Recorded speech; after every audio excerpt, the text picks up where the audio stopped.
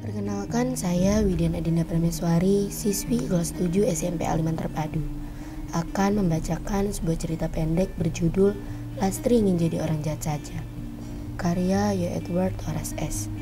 dalam rangka lomba cerpen audio yang diselenggarakan oleh Cerpen Sastra. Bila terselenggara penghargaan sekelas nasional, boleh pun mencapai internasional. Untuk siapa insan yang layak menyandang predikat sebagai orang baik? Tampaknya Paimo akan menyabet gelar pemenang berturut-turut. Sekalipun tidak, minimal menjadi nomin. Boleh jadi namanya melambung tenar karena untuk level nasional. Berbagai media tertarik meliputnya, meskipun tidak tertarik meliput kabar orang jahat. Ini bukan dugaan, lantaran akhir-akhir ini demikian yang dipandang Lastri di TV.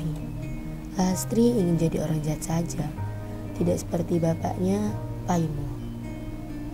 Kalau ada yang ingin tahu siapa orang pertama yang datang ke rumah tetangga yang keluarganya baru saja meninggal, jawabannya sama dengan siapa yang paling terakhir pulang dari gereja setiap ibadah minggu. Tidak ada bedanya pula yang terjadi pada sosok itu. Ketika pengumuman kerja bakti menjelang Agustusan di RT terdengar lantang lewat toa masjid. Secepat kilatan cahaya, begitulah hatinya tergerak. Ia langsung lupa diri dan mengingat orang lain. Gusman, santai saja jalannya. Kayak kamu baru pertama kali di sini. Sudah beres itu, kita tinggal ongkang-ongkang kaki. Justru karena itu, saya tidak enak hati. Jawab orang yang disapa Gusman itu setelah kepalanya menengok ke belakang. Memandang empat pemuda yang santai ini dengan langkah kakinya. Gusman menyegerakan diri menuju balai warga. Dari kejauhan, samar-samar terbayang seseorang berumur sepertiga abad di halaman balai. Tangan kanannya mengayunkan sapu lidi, sementara tangan kirinya memegang peki. Seperti kebanyakan orang, punggungnya membungkuk. Suara srek-srek daun-daun coklat kering yang terseret menyatu bersama garukan ujung lidi di jalan. Kapan kamu datang? Cepat sekali, ujar Gusman.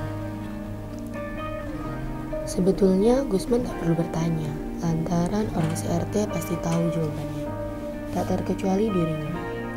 Namun, Gusman tak berhasil menemukan pertanyaan basa-basi lain, tersebab dirinya tak sempat lagi berpikir karena lelah dari tadi capek berlari. Gusman pun sebetulnya tahu, lelaki di depannya tak pernah segera menjawab, sebelum halaman balai bersih dari segala noda. Bibir tebal lelaki itu yang berwarna hitam terus tertutup rapat. Lagi-lagi, itu pun tak sempat dipikirkannya, sehingga ia terlanjur sedikit kecewa, karena pertanyaannya dibiarkan lalu begitu saja.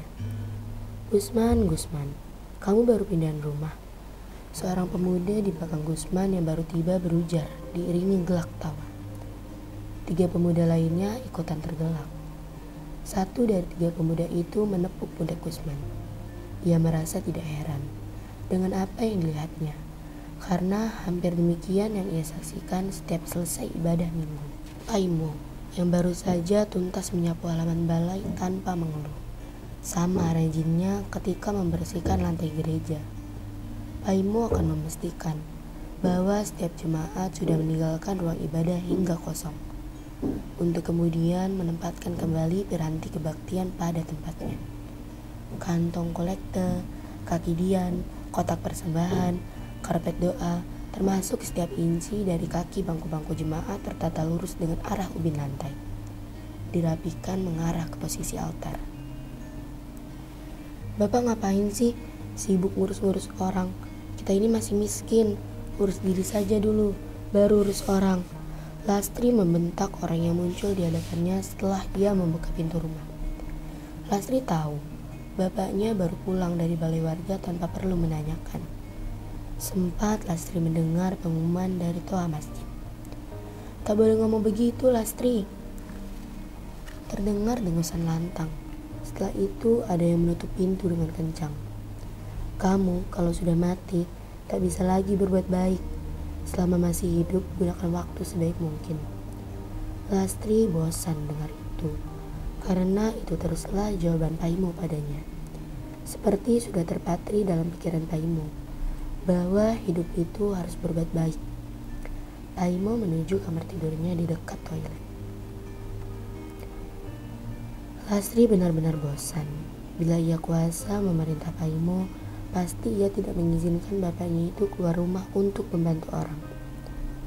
Sayangnya, ia masih ingat pesan ibunya sebelum meninggal, untuk menghormati bapaknya apapun keadaannya. Dan hanya pesan itulah yang teringat di pikirannya, karena ia tak sanggup menerima kenyataan-kenyataan lain untuk mengharuskan dirinya berbuat baik pada sesama. Di sekolah, terlebih sering ia menelan ludah kala merenungi nasib dirinya. Setelah melihat teman-teman se-SMA-nya punya tas baru setiap menjelang pergantian tahun ajaran. Beberapa terlihat di antara orang tua mereka naik mobil mewah. Ketika diajak jalan-jalan, Lastri kerap malu lantaran tak punya uang untuk sekedar membeli minuman. Mengapa mereka tidak seperti dirinya?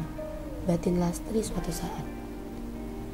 Mengapa bapak tidak kunjung-kunjung kaya meskipun setengah mati berbuat baik? Keluh Lastri kala lain. Bukankah seharusnya kebaikan dibalas dengan kebaikan? Tampaknya Lastri melihat ketidakadilan terjadi.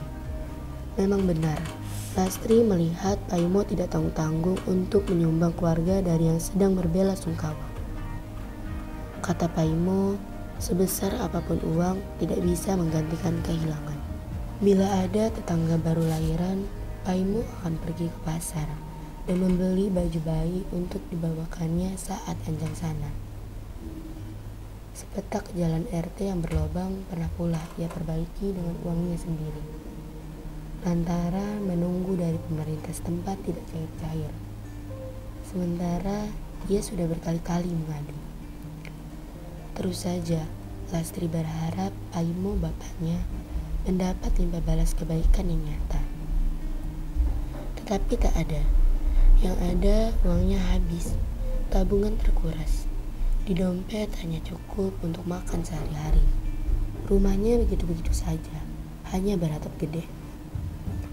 Kita berbuat baik tidak untuk berharap pamrih. Kita siapkan tabungan di akhirat nanti. Begitulah jawaban Paimo yang Lastri tolak untuk mengingatnya. Hanya sekali-sekali kembali teringat ketika Lastri tiba-tiba merindukan bapaknya itu. Bapaknya yang tiba-tiba meninggal bersimbah darah di jalan karena tertabrak motor ketika dalam perjalanan menjenguk tetangga yang sakit. Sial, oh betapa sial orang baik itu. Buat apa berbuat baik tanpa mendapat imbal baik yang nyata? Bukankah seharusnya orang baik mendapat penghargaan? Dunia tempat Lastri berpijak menolak mengiyakan.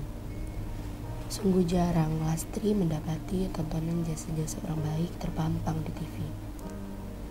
Beda ceritanya dengan perselingkuh, pencuri, pembunuh, koruptor yang lebih sering mendapat tempat untuk disorot dan segudang penontonnya.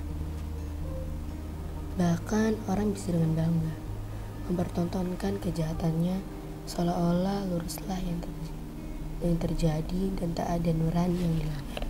Meskipun Lastri tahu bahwa orang tua dari salah satu teman sekolahnya itu adalah koruptor, tetap saja Lastri iri dengan temannya itu yang begitu mudah mengeluarkan uang, sekaligus mentraktir makan dirinya di mal sepulang sekolah. Lastri sangat ingin seperti itu. Lastri muak melihat perbuatan baik. Tak ada gunanya karena bapaknya pun mati cepat. Sementara koruptor, orang tua temannya itu masih berumur panjang, bahkan setelah bebas dari penjara. Keluarga temannya itu malah semakin kaya dan sekarang menetap di luar negeri. Lastri tak mengerti, benar-benar tak mengerti, mengapa bapaknya semasa hidup terus berbuat baik. Lastri ingin jadi orang jahat saja. Begitulah yang tersimak dalam hati seorang gadis yang sedang beranjak dewasa. Sementara di suatu tempat entah antah berantah dalam keadaan yang sebegitu damai. Dalam sekelebat bayangan, Arwah Paimo menatap ke bumi. Matanya terbayang membasah. Jakarta, 31 Januari 2002.